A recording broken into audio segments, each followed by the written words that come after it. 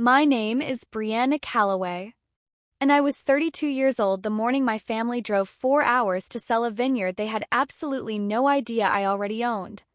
I want you to sit with that for a second. 4 hours. In my mom's spotless SUV, with a real estate agent riding shotgun and a plan all typed out, to sell land that had been legally, officially recorded at the courthouse mine for almost 3 years. And the wildest part? I let them come. I set the date. I made up the guest rooms. I cooked the food. 'Cause my Grandma Eula told me to. She said, "Let them show their whole hand, Brie. People are always more honest when they think they're winning." She was right. She was always right.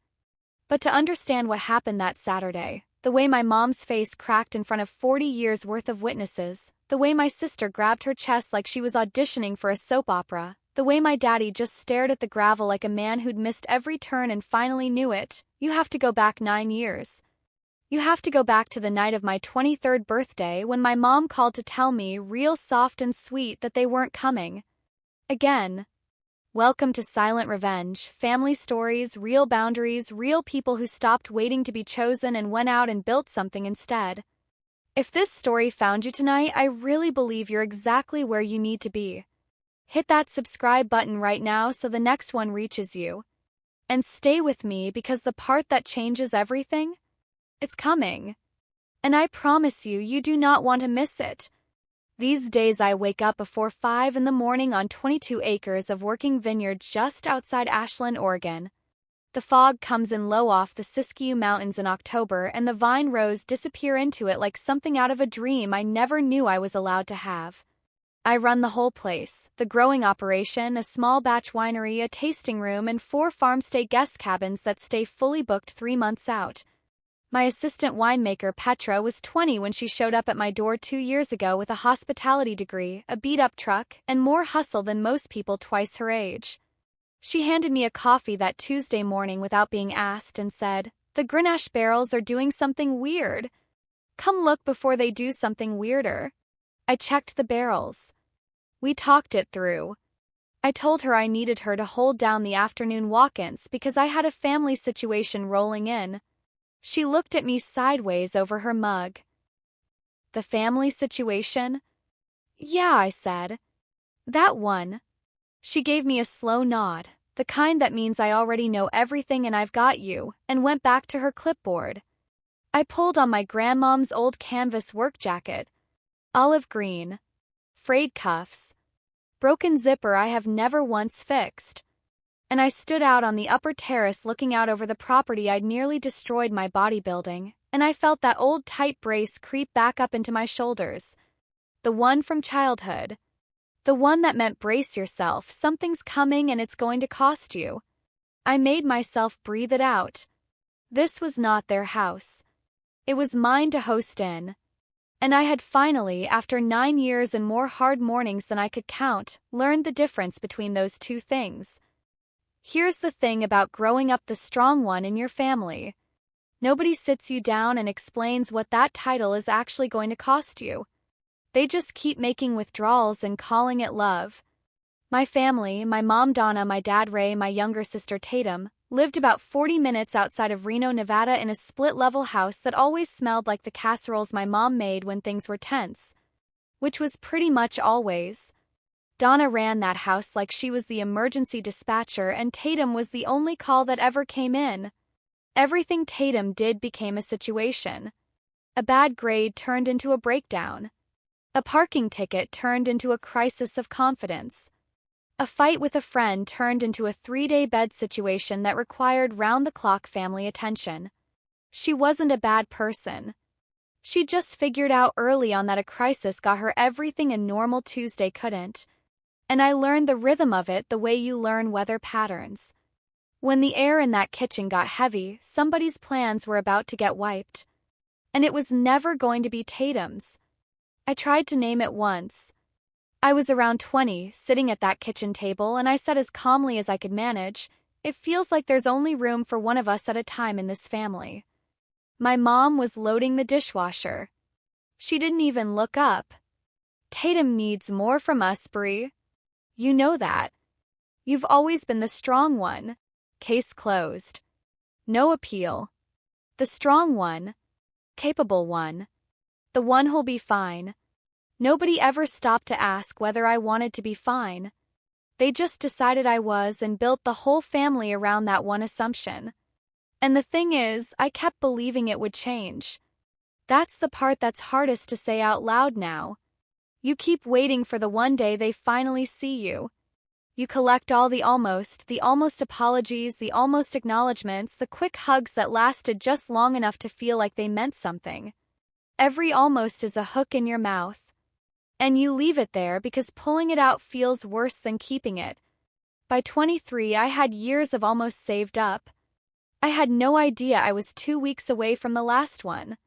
My 23rd birthday fell on a Saturday in November. I planned it careful. The way you plan something when you've been burned enough times to know you can't leave room for excuses. I found a private room at a steakhouse downtown, leather booths, low lighting, the kind of place that feels like it matters, and I put down a $150 deposit out of my own savings. I didn't ask anyone to plan it. I didn't ask anyone to chip in. I just asked for one thing: show up Saturday at 7. 8 seats. My 2 college friends, my cousin Margot, the only cousin in the whole family who ever treated me like a complete human being, and my family. I drove out to Reno on a Tuesday to tell them face to face because I'd learned that texts were too easy to let slide. My mom was at the kitchen table with Tatum's credit card bills spread out in front of her like she was doing somebody's taxes. My dad was in the living room watching a game with the volume turned just low enough that he could pretend he wasn't hearing anything he didn't want to. "It's my birthday Saturday," I said. "Just dinner. I've handled everything." My mom nodded the way you nod at a coworker you're tolerating. That sounds real nice. And because I'd been reading that kitchen my whole life, I went ahead and asked it straight. "Is there anything going on Saturday I should know about?" She set her pen down. "Bree, you know we can only really show up for one of you at a time. You understand that, right?" I said yes. Same as always. Same as it had always cost me everything. What I did not say, I don't understand it. I have never understood it. I just know that saying so doesn't change a single thing. I drove home and slept well all week, which honestly embarrasses me now. I genuinely believed that a $150 deposit could buy me a fair shot with my own family. Here's something I need you to stay for. Because what happened next is the thing that finally broke the whole cycle open, and it didn't happen all at once. It happened the way these things always do. One small wrong thing at a time. First text came Thursday. Tatum in the family group chat, all lowercase the way she always typed when she wanted to seem fragile. "Not doing great lately. Kind of scared, honestly." My mom responded in under 2 minutes. I had once waited 4 days to hear back about whether I'd gotten into an agriculture program I'd applied for. 4 days. By Friday, not doing great had somehow turned into a full situation, and a new detail had appeared. Tatum's on-again, off-again boyfriend, a guy named Cody, had apparently made some big romantic gesture and now they wanted to celebrate. Dinner Saturday night. 7 o'clock. Same restaurant. Cody apparently knew the manager. Called Tatum directly. That's my birthday time slot. You know that." A pause. Then the soft voice, the one she used like a tool she'd been sharpening since we were kids. "I didn't even realize, Bree. I'm just so overwhelmed right now. Can't we just combine them? It could be fun." My 23rd birthday folded into Tatum's reconciliation dinner like a napkin under somebody else's plate. That's what combine meant. I said no. Calmly and clearly. Then I called my mom and laid it out simply. Different night, same restaurant, easy fix. She listened to the whole thing. And then she said it. The sentence that ended it. "Tatum's in a fragile place right now. You've always been so good at being flexible, sweetheart." Flexible. The other name they had for the strong one. I hung up. Sat on the edge of my bed. And for the first time in 23 years, I did the math I had been refusing to do my whole life. Every canceled plan. Every moment redirected. Every 2 thumbs up emoji I got while my sister got paragraphs. And the total didn't make me sad. It made me very, very calm. 'Cause this wasn't a misunderstanding. It was a pattern. Consistent, documented, all my life pattern. And the only way to stop losing was to stop sitting at the table where the game was rigged. The official call came Saturday at noon. 7 hours before my reservation. My mom's voice was warm in the practiced way, the kind of warmth that doesn't actually require her to feel anything. "Honey, we're doing Tatum's dinner tonight. We knew you'd understand. We'll celebrate you another time, I promise. Another time. Promise that never comes with a calendar date." I stood in my apartment kitchen and watched the November light move across the floor tiles, and I asked the only question I had left. "Why is it always me, Mom?" And she said it gently, like she was explaining traffic to someone who just moved to the city. "You're the strong one, Bree. Tatum's the one who needs us." 11 words.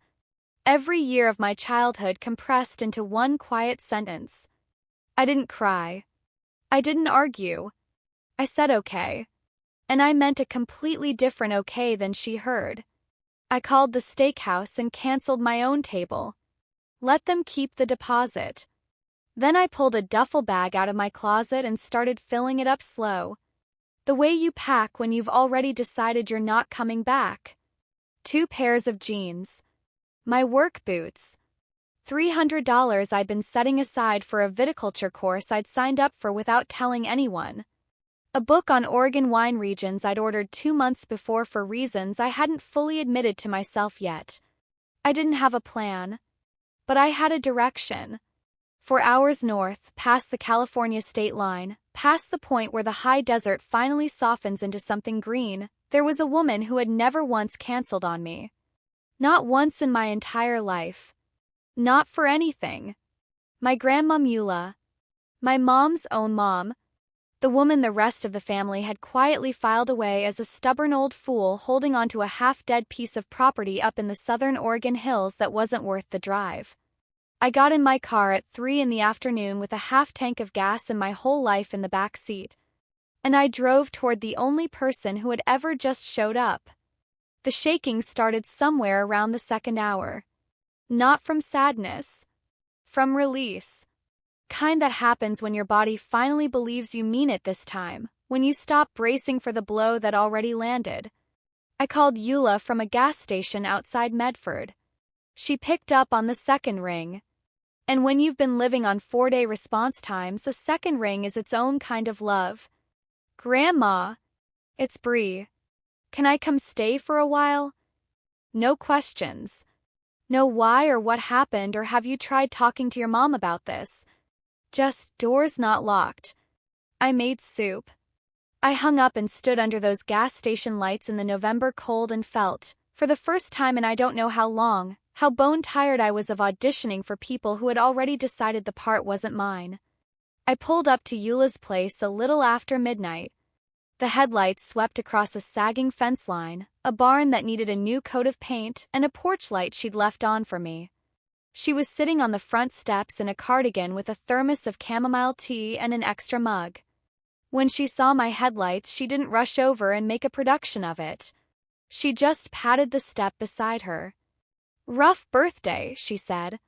2 words. And the plainness of them, no performance, no management, just "I see you," that was what undid me. I sat down on that cold step and I told her everything. The deposit. The chat messages. The 11 words my mom had handed me like they were a gift. Eula listened all the way through without one interruption. Just looked out at the dark rows of her old vineyard like she was weighing every word before she let it settle. When I finished, she was quiet a long time. Then she said something I wouldn't fully understand for years. Donna learned the wrong lesson about who matters and who doesn't. But the land doesn't care about any of that. Land only cares who tends it. I thought it was just something wise grandmoms say after midnight. I had absolutely no idea she was already telling me everything. I woke the next morning to coffee smells and the sound of a woman who'd been up 2 hours pretending otherwise. Eula's property was worse in the daylight than it had looked at midnight. 22 acres she could no longer manage on her own. A vineyard that hadn't been properly pruned in 3 seasons. A tasting room that had been shut down since her husband Gerald passed away 5 years before. A barn roof that had started losing its argument with the weather. Over eggs, she laid it out like a business deal. Clean and practical, no softness attached, which was probably the only reason I could receive it without feeling like charity. I've got land and no body left to work it. You've got a body and no land. Seems like a pretty simple equation to me. Then she walked over to the hook by the back door and tossed me a canvas jacket. Olive green. Frayed cuffs. A zipper that had given up sometime in the past decade. That was my mom's, she said. She wore it every single day she worked this land. Wore through the elbows twice. She looked at me level. It'll fit right when you've earned it. I figured it was a saying. I put the jacket on and went outside to learn how to prune a grapevine, which I managed to do wrong about 40 times before I got it right once. That first season came close to breaking me. And not in the dramatic way, not one big crash, but in the slow grinding way that comes from trying to build something you've never built before, using skills you've never had in a body that isn't used to this kind of asking. But here's what I figured out that I hadn't known before. The vines don't lie to you. Cane you train right stays trained. A row you tend right pays you back at harvest. For the first time in my life, the effort I put in matched the result I got out, with nobody in the middle to reroute the credit to someone more deserving. I stopped calling home. Stopped texting. And in the quiet of all those unsent messages, I started hearing my own thoughts clearly for the first time in years. There was a vine in the second row northwest corner that I started thinking of as the stubborn one. Root rot had taken most of it by the time I found it. The trunk half gone to gray, the canes thin and struggling. County extension agent who came through that spring, a sharp woman named Dr. Renata Voss, who would become one of the most important people in my life, looked at it and told me to pull it and put something new in its place. The variety was old, she said. Probably not worth saving. I didn't pull it. That vine is going to hold back the whole row if you leave it sick, Renata said, leaning on the fence post. I know, I said. I'm going to fix it. She studied me for a second like she was making a decision. Then she said, all right. I'll show you how. But the doing is yours. I worked that vine for 2 solid years. Slow, careful work.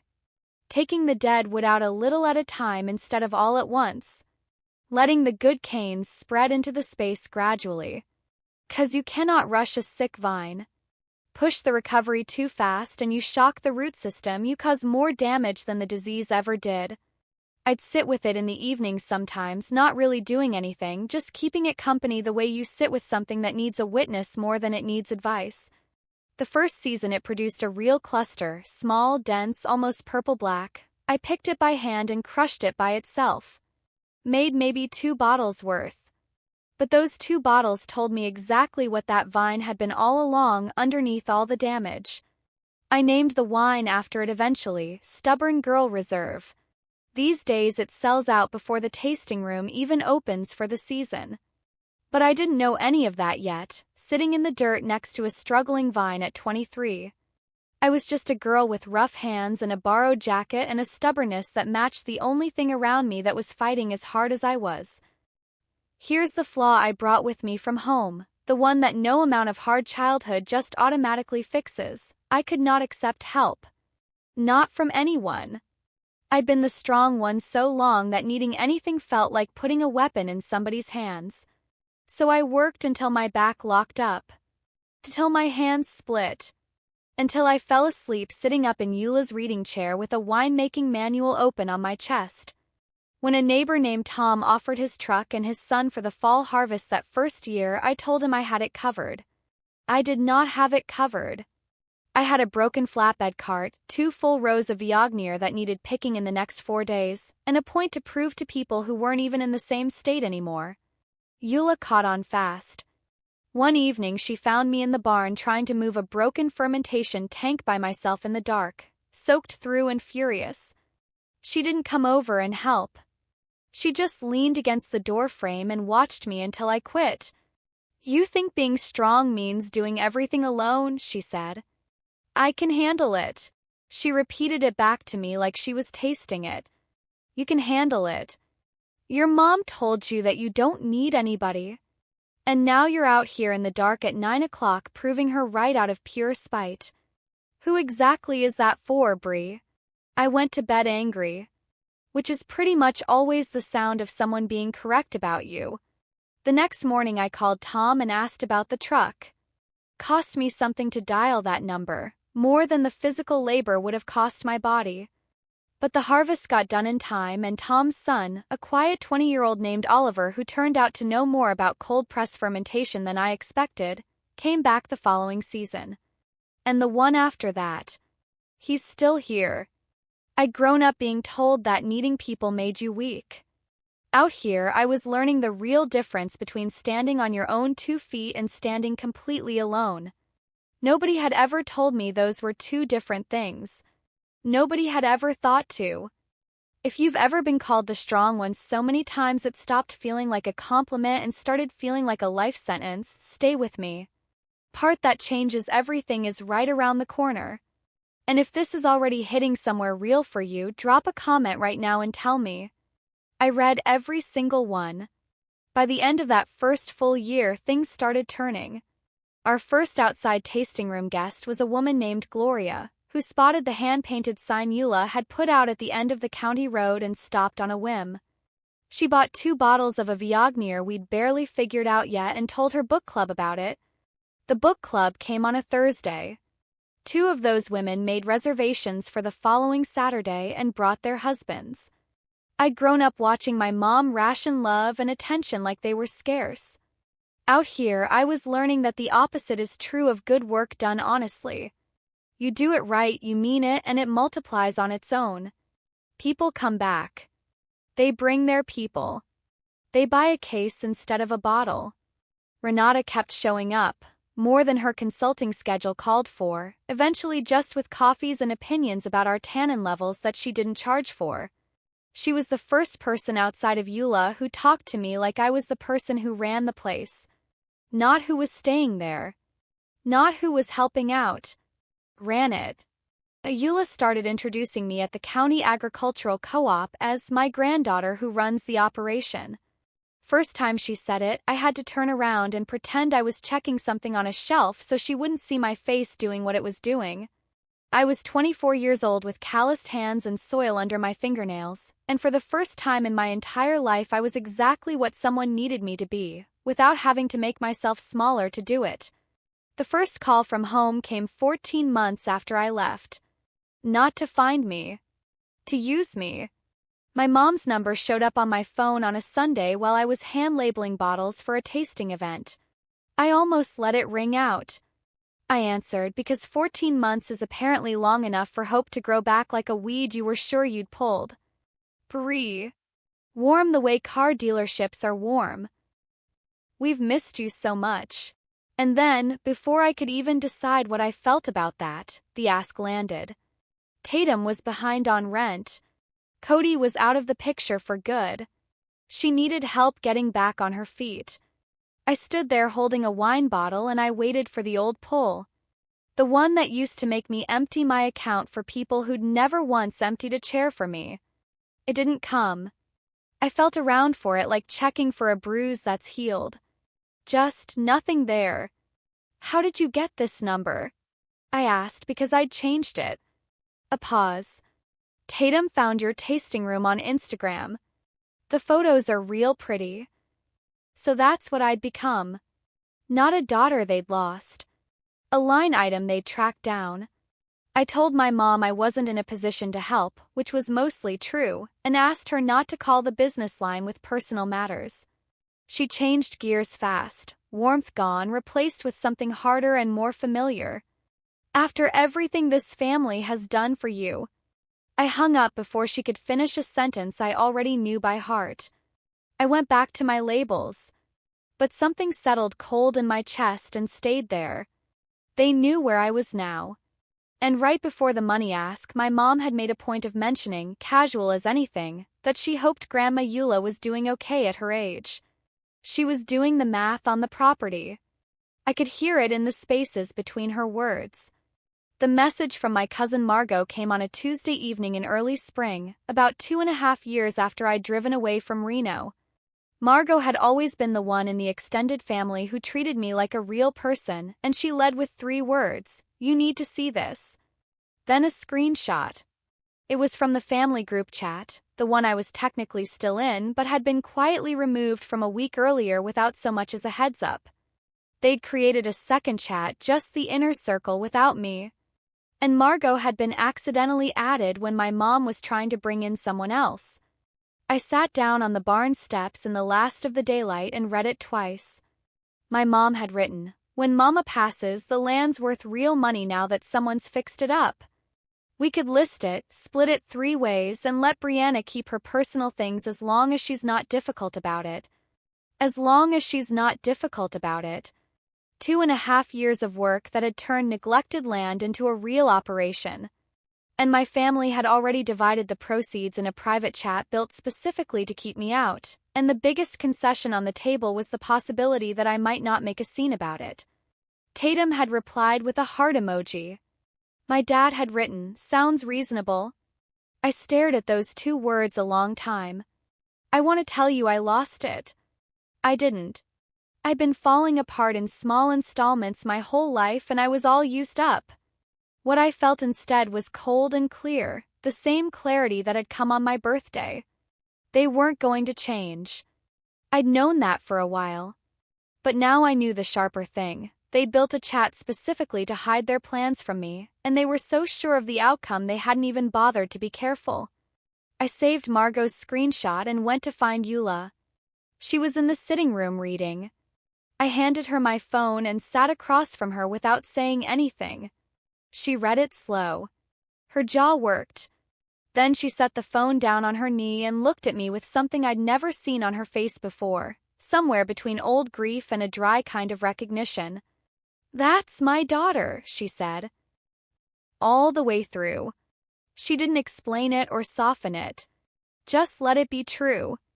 Then she said something that sounded like nothing at the time. "They're planning to sell what they think is mine. Let them plan." I asked what she meant. She just squeezed my hand. "One day this place is going to be yours, Brianna. You're the only one who's ever bled for it." I filed it under kindness. Kind of thing people say by lamplight that doesn't always survive daybreak. I'd learned not to count on words from anyone connected to my family tree. Even Eula, for all she was worth, was still my mom's mom. So I went back to work. But that night I made a decision all on my own. I was done waiting to be chosen. Done bracing to be thrown away. Whether the land ever became mine or not, I was going to build it so completely, so solidly, that no 3-way split could ever wipe out what I'd made here. I drew up a real business plan. Tasting room renovation. Farmstay cabins. A wine club with quarterly allocations. I gave myself 5 years to pull it off. I did it in 3. The next 3 years are the part nobody talks about because hard work doesn't make good highlights. I took out an operating loan in my own name. Terrifying. Also clarifying. Put it into a full tasting room renovation, new fermentation equipment, and 4 guest cabins. I helped frame myself over 2 summers with Oliver and a retired contractor named Pete who lived 2 properties over and took payment in wine, which is honestly the best payment system I've ever used. I earned my winemaking certifications 1 weekend program at a time until the wall above my desk was covered in them. The wine club filled up. The farmstay wait list started. I heard Petra. I hired a part-time cellar hand. And the stubborn girl reserve, those tight little clusters off the vine everybody told me to pull, became the wine that got written about in regional food blogs and then in a national one. I framed that first write-up and hung it next to my certifications. Not for show. For proof. The thing nobody wanted had become the whole reason people came. Somewhere in year 5, I stopped asking myself whether I was happy and just noticed one regular evening, standing up on the terrace with a glass of barrel sample, watching the fog drift in off the mountain, that I already was. Completely. Without any condition attached. I had Petra, who'd shown up at 20 with nowhere specific to land and had become, without either of us planning it, a genuine partner in the work. I had Renata, who was family now in the way that people with no blood between them become family when they keep choosing each other season after season. I had Oliver and Pete and Gloria from the book club, who threw her retirement party in our event barn. And I had Marcus Webb, a local contractor who'd helped me with the cabin builds and kept finding reasons to come back after the work was done, until eventually the reason was just that he wanted to be here and I let myself want that too. And I had Eula. Moving slower now, mostly managing from her Adirondack chair on the terrace, but out there every single morning calling me the woman who runs this place. I thought we had years left like that. I was wrong about the timeline the way you're always wrong about the people you love most. The first warning came on a cold March morning when Eula couldn't make it up the terrace stairs on her own. Her heart. The doctors were careful with their words, the way they are when the news is serious, but the plain version was, she'd had a quiet cardiac event. First one was a warning.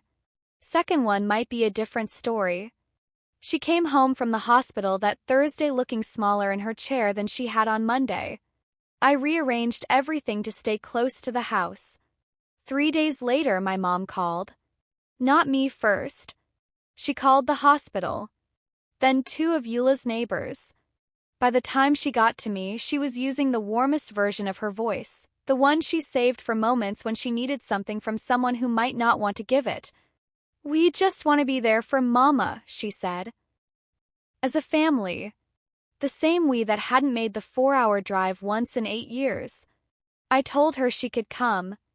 And before you think I'd gone soft, Eula had heard me on the phone, and when I got off she said one quiet thing from her chair. "Let them come, Bree.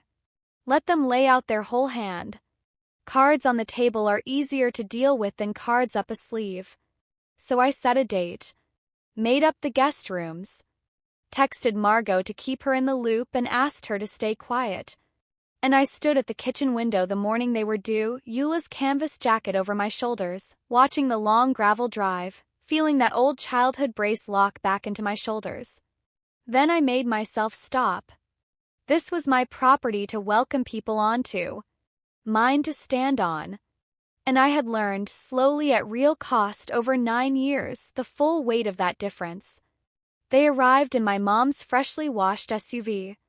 Donna, Ray, and Tatum plus, and this was new, Tatum's boyfriend of 6 months, a man named Derek who was apparently already being introduced to ailing grandmoms, which told me everything I needed to know about how serious Tatum considered this relationship when there might be assets involved. The first thing my mom did when she stepped out of that car was look at the property. Not toward the house. Not toward the door where her 80-year-old mom was sitting up waiting for her. She looked at the land. The renovated tasting room with the new sign. The event barn. The 4 guest cabins with their small wooden numbers. The vineyard rows running clean up the hillside. I watched her eyes move across all of it, and I watched her recalculate, right there in the driveway in real time, what she'd thought the split was going to be worth. Tatum hugged me and said, "Bree, oh my gosh, look at what you built out here." And I think she meant it, which somehow made everything worse. Derek shook my hand too hard. My dad came last and gave me a nod that was trying to be an apology but didn't quite have the spine for it. They went in to see Eula and did a beautiful 20-minute performance of concern. Then the soft questions started. How many total acres was it? Was the tasting room turning a real profit? Had Grandma updated any of her paperwork lately, given her health? My mom asked it all in the careful voice people use around the sick, and Eula, propped up on her pillows, sharper than any of them had given her credit for, answered every single question exactly the same way. Ask Brianna. Everyone. And I watched my mom's patience wear a little thinner each time. She'd driven 4 hours to assess an inheritance and kept getting sent back to the daughter she'd written off. Dinner that evening, she tried a softer angle. We've been so worried about you out here all by yourself, sweetheart. By yourself. I looked around my own dinner table. Petra was passing the bread. Marcus was refilling Eula's water. Oliver, who'd stayed because he was family by now, whether anyone said so or not, was telling my dad about the new fermentation setup with the kind of enthusiasm that belongs to people who genuinely love what they do. I have never felt less alone in my life, I said. I passed the potatoes and meant every single word. They stayed 2 days. They learned nothing solid and assumed everything. They assumed the land was Eula's, that at her death it would pass through probate 3 ways, the way my mom had already divided it in a chat she'd built to exclude me. They assumed I was a capable tenant who'd done them a nice favor by raising the property value before the sale. What they never thought to look up, because they had never once considered me worth understanding, was what Eula told me the night after their taillights disappeared down the gravel drive. She sat me down at the kitchen table and slid a manila envelope across the wood. No announcement. No ceremony. Inside was a deed. All 22 acres. Tasting room. The barn. The guest cabins. The water rights. Everything transferred into my name, recorded at the Jackson County Courthouse, dated 2 years and 10 months earlier. I did it the year after Margot showed you that screenshot, Eula said. Drove to the courthouse myself. Signed the papers. Paid the fee. It's been done. It's been yours. I stared at the county seal for a long time. Not because of what it was worth. 'Cause someone had chosen me on paper, permanently, in a place that couldn't be softened by a fresh crisis or revised by whoever had the most recent breakdown. Why didn't you tell me? I finally asked. She almost smiled. Because you needed to build it like it was already yours and fight for it like it wasn't. Look what you made. She got serious then. Don't breathe a word to Donna. Let her keep planning her little division. The day she finds out there's nothing left to divide, she's going to show you exactly who she is. And you're going to be standing on solid ground when she does. I put the envelope in the fireproof safe in the office. Didn't mention it to a living soul. And I went back to work on land that, it turned out, had been mine the entire time. Pause right here with me for a second. I want to ask you something. Has someone in your life been using your strength as an excuse to leave you out? Drop a yes in the comments right now if this is hitting home. I read every single comment. Every one. And if this story is speaking to you, please share it because somebody in your circle needs to hear it tonight. Okay. Now, the hard part. As Eula's health slipped that following spring, Tatum made her move. And it was pulled directly from the same manual she'd been running her whole life. She started calling Eula. Sweet and tearful. Derek had left, and the apartment had been in his name, and she had nowhere to go. Could her grandmom please help? Maybe something now while she still had the chance, just so Tatum knew she was loved before it was too late? Eula told me about it over coffee one morning, shaking her head slowly. Your sister thinks I'm dying stupid, she said. She'd said no. Flat and clear. The same word that had never been made available to me growing up was, it turned out, perfectly available to an 80-year-old woman who had decided to use it. Tatum escalated. Daily calls. Then my mom jumped in, framing it as family responsibility, suggesting Eula make sure she'd done right by all her grandchildren while she still could. They had no idea the deed was already recorded. They were lobbying hard for a vote in an election that had been over for almost 3 years. Eula let them keep at it, gathering their full hand the way she'd told me to, but it wore on her. I'd watch her hang up the phone looking gray and hollowed out, and I'd feel something hot rise up in me that I had to set back down. She'd just press my hand and say, "Let them write it all down, Bree. Overconfident people don't hide their tracks. They're making our case for us." They were building a paper trail out of greed and certainty, and they were too sure of winning to be careful about it. Eula's health dropped fast over 6 weeks, the way it goes with strong people all at once after a long plateau. I moved a daybed into the sitting room so she could see the vineyard through the big window. I cut my bookings down and learned the things you learn when someone you love is leaving, the ones nobody prepares you for that you figure out as you go because the only other option is not being there. And not being there was never on the table. It was hard. It was sacred. And it was mostly quiet. Renata came by most evenings. Marcus was there every day, off the clock, just steady in the way he'd learned I needed, present, not performing. Petra ran the tasting room without being asked. Oliver managed the cellar. The life I'd built, the one my family had called selfish, the one they'd said meant I'd abandoned everyone, turned out to be the exact net that held all of us up when it counted. Eula had her good hours. In one of them, she asked me to walk her out to the upper terrace one last time. I took it slow, her arm light in mine, up to the rail where she liked to watch the light change over the rows. She turned my hands over and looked at them, the calluses, the stains, the knuckles that had been split and healed so many times they'd changed shape. "When you got here," she said, "these were office hands." "They were," I said. "They're not anymore." She looked up at me. "You earned every inch of this, Brie. Every single one." Then she looked out over the vineyard, the stubborn girl vine out there somewhere in the rows, full and healthy and exactly where it belonged. She didn't say anything dramatic. She just squeezed my hand once and said, "Good work, kid." 3 words. The richest 3 words I have ever been given. She passed in her sleep 11 days later, with the window cracked and the morning fog coming in soft the way she'd always liked it. I buried Eula on a Saturday in September at the small cemetery behind the church she'd gone to for 50 years. Half the county came. Farmers and neighbors and the women from her Thursday morning Bible study and the families of every seasonal worker she'd ever paid fairly and treated like a person.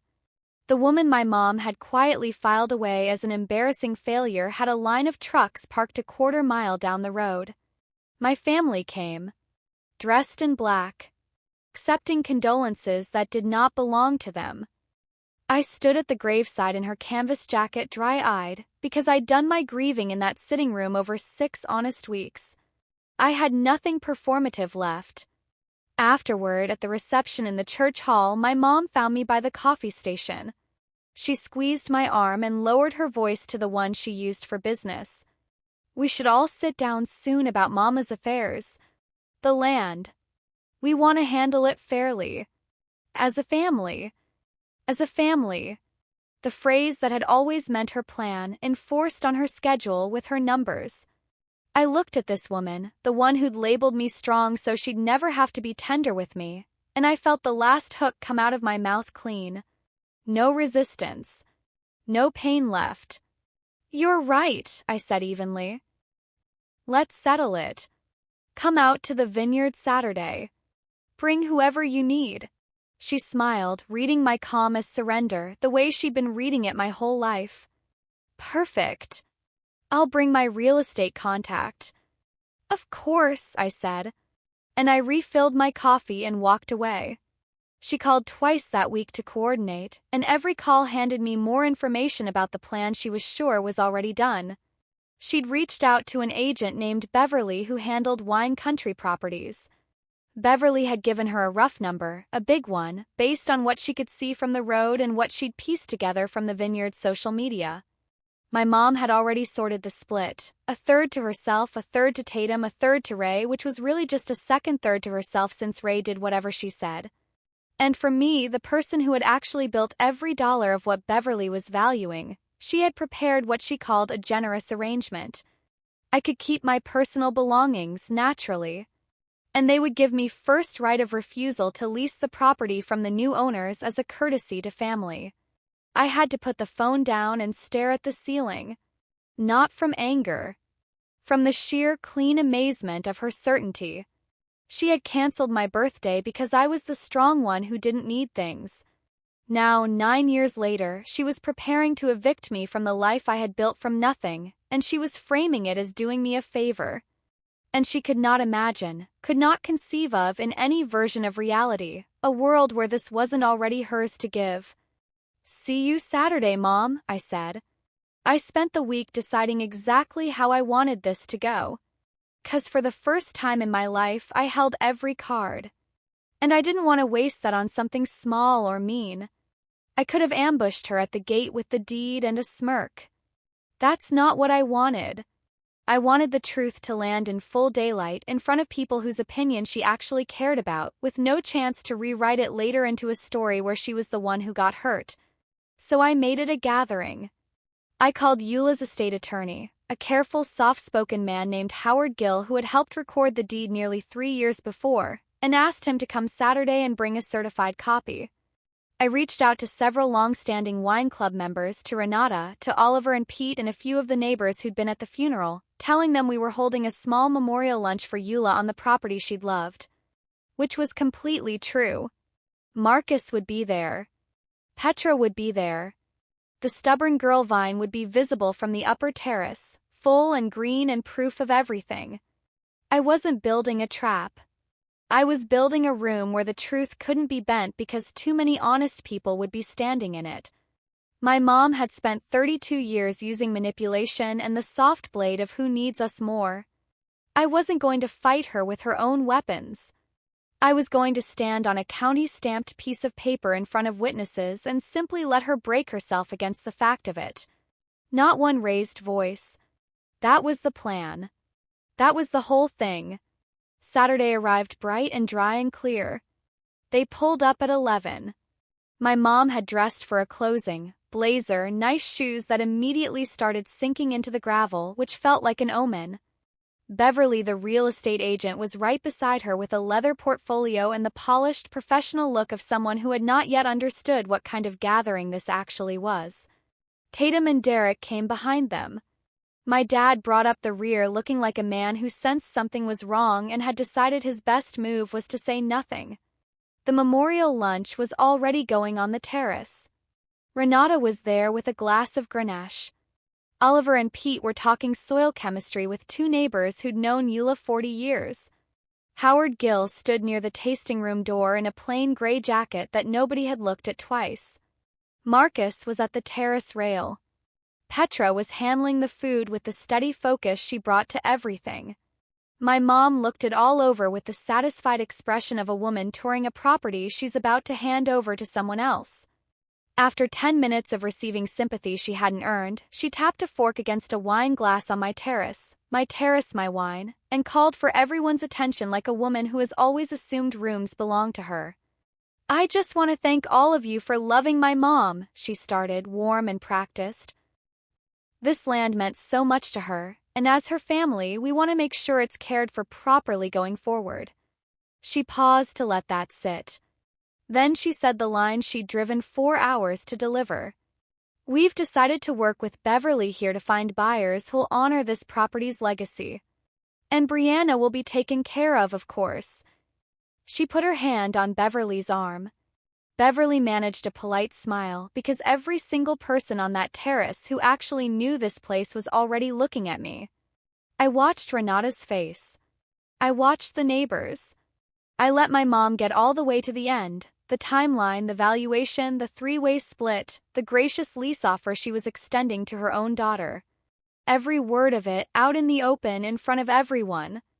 Then she turned to me with that warm, settled smile and said, "Isn't that right, sweetheart?" I set my glass down. I stepped forward. "Actually, Mom."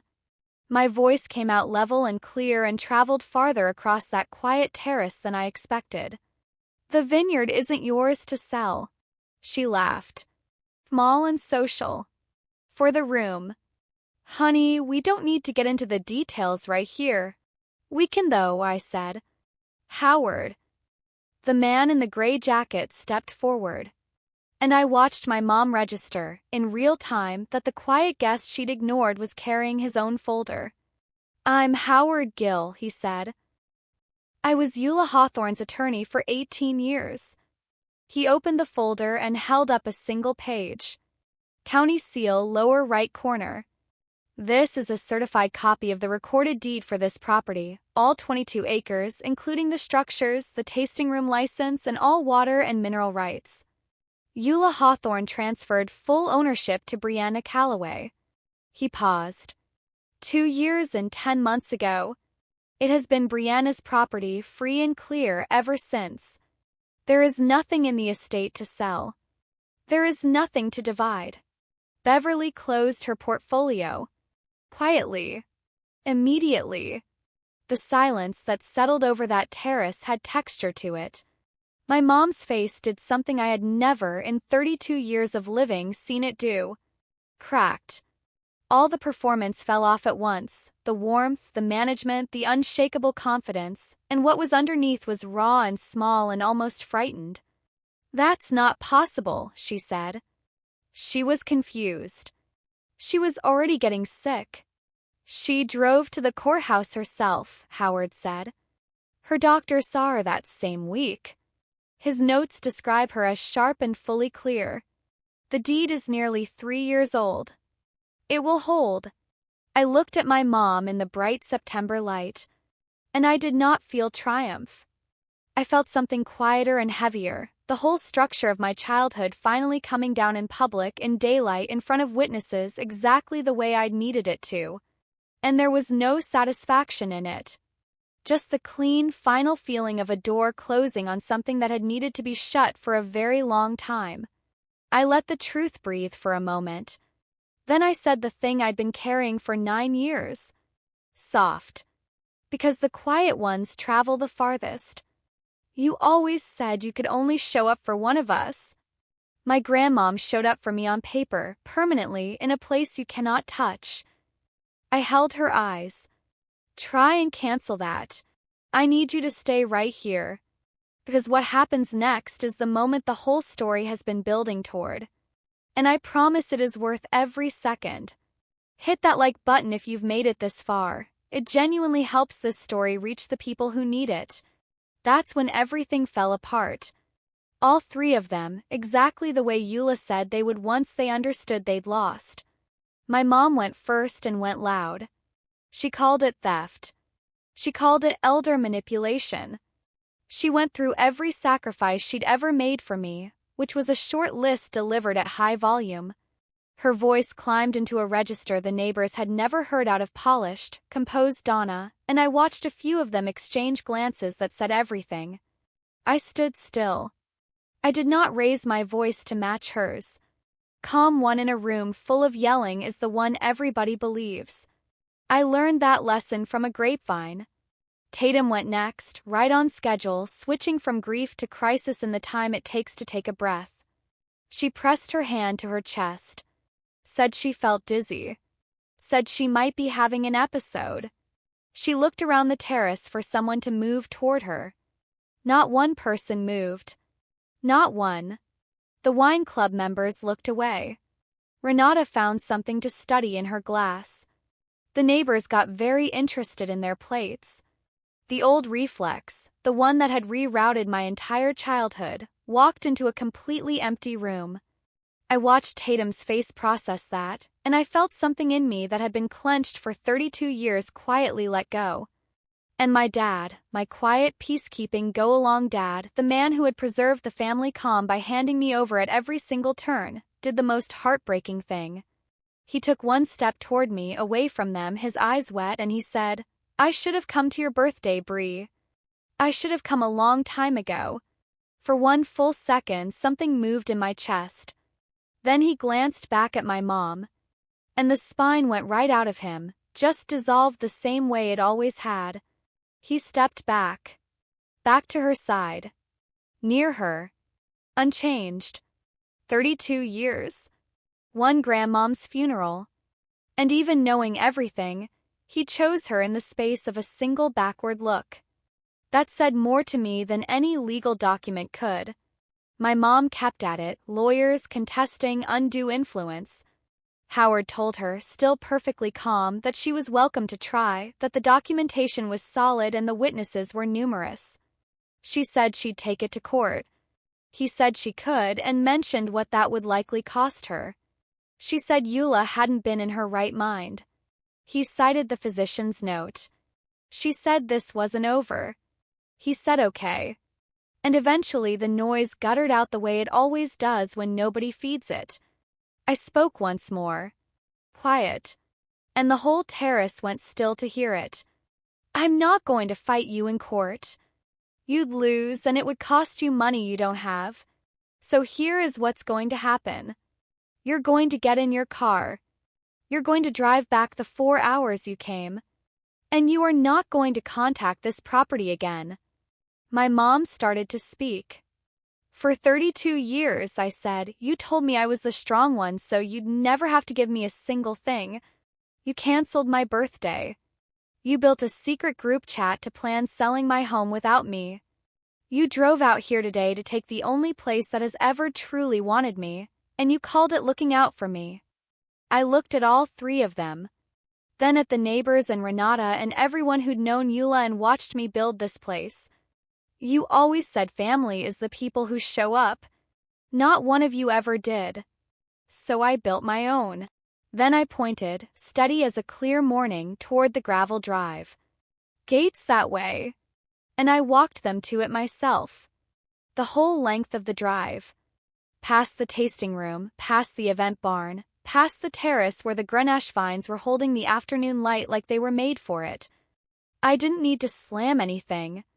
I just opened the gate, stood beside it, and waited. They left the way people leave when they've lost and can't say it. Engine too loud, gravel spraying.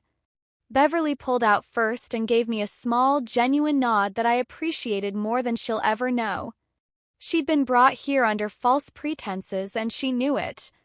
Then my mom's SUV, Tatum already scrolling on her phone in the back seat, Derek staring out the window, my dad looking straight ahead at a road that led back to the same house and the same arrangements and the same small life that had always been built on my back.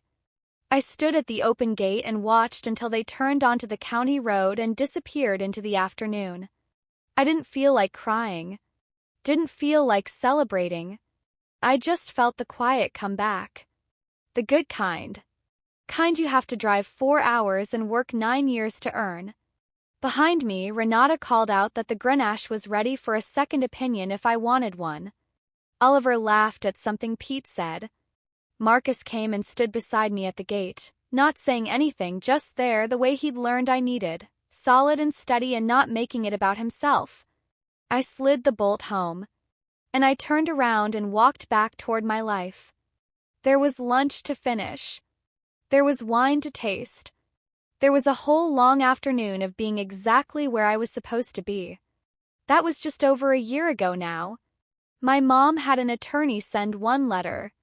Howard sent one back. That was the end of it. Tatum called once 5 months later. Not to apologize. To ask if I'd consider a personal loan.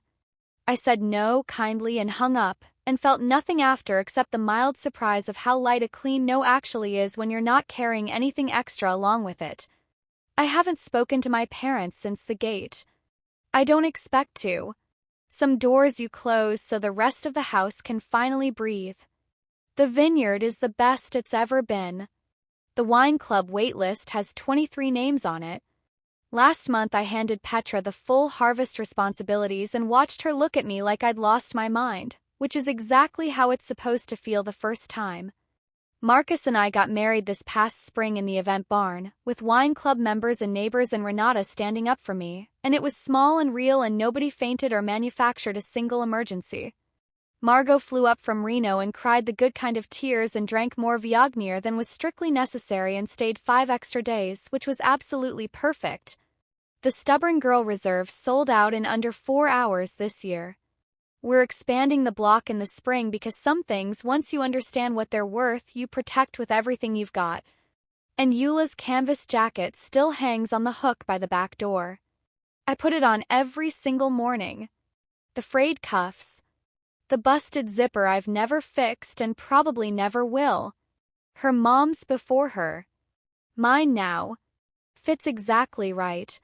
It has, I think, for a long time. I just didn't notice the exact day it happened. Same way I didn't notice the specific morning I stopped checking my phone for a message from people who were never going to send one. Here is the only thing I know for certain now. Blood makes you relatives. Does not make you family. And the day I stopped begging the first group to act like the second was the day I finally had real room in my life for the people who simply, without fanfare, without conditions, without requiring a crisis, just showed up. That is my story. One canceled birthday. 9 years of work. And a gate I finally got to close on my own terms. If someone in your life has been calling you the strong one as a reason to leave you out, let tonight be the sign you were waiting for. You are allowed to leave. You are allowed to build something of your own. You are allowed to fill every seat at your table with people who actually show up. Here's what I'm asking you to do right now. This story hit home like this video. Takes 1 second and it helps this story reach someone else who needs it tonight. Drop a comment and tell me, what is one thing you wish you had said no to sooner? I read every single comment. Everyone. Share this with someone in your life who's been holding everything together for everyone else and getting nothing back. They need to hear that it doesn't have to stay that way. And subscribe to Silent Revenge, because every day there's a new story of someone who stopped auditioning for love and started actually living. You don't want to miss the next one. I'll see you there.